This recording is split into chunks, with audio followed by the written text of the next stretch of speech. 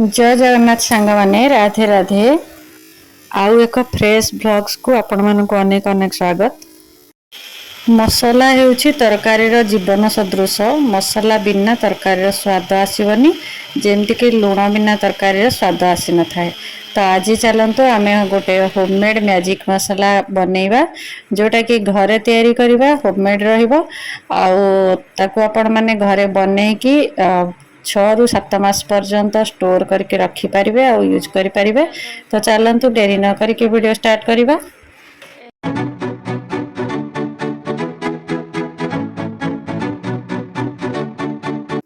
हमें a magic मसाला को without onion garlic रे बनैबा, जेमति कि हमें ओसा व्रत रे मध्य यूज कर पारिबा।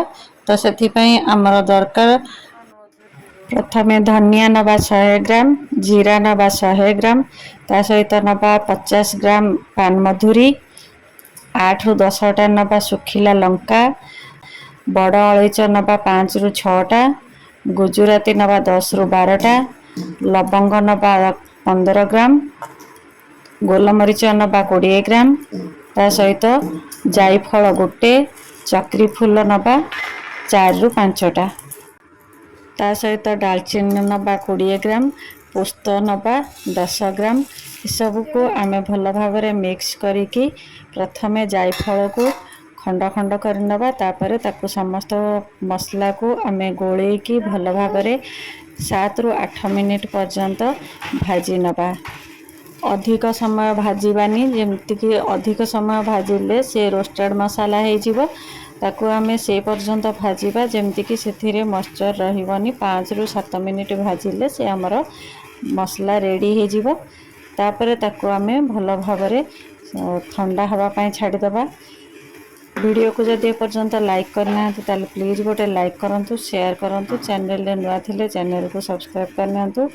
आउ जदि किछि मसलार रेसिपी देखिबा को चाहउचंती ताले कमेंट करंतु, म ता ऊपर वीडियो नै आसीबी। मार्केट रे भेजाल मसाला ठारू ए मसाला बहुत आम देह पाई उपकारी, तेणु आपण माने निश्चिंत भाव में घरे बनातु आ व्यवहार करंतु। एबे देखंतु मो सब मसला को 7 ରୁ 8 मिनिट पर्यंत भाजी नेची। एबे ताको संपूर्ण भाव में ठंडा हैला परे गोटे मिक्सी जार को मो ट्रांसफर करि नेबी। आपण माने जेते बेले भी मसला बनाउचंती गोटे सुखिला जार रे ताको पेसेइबे, नचे सेथिरे जदि मॉइस्चर रहे, पानी लागी रहे, ताहले आपनकर मसला बेसी समय पर्यंत आपण माने स्टोर करके रखि परिबेनी।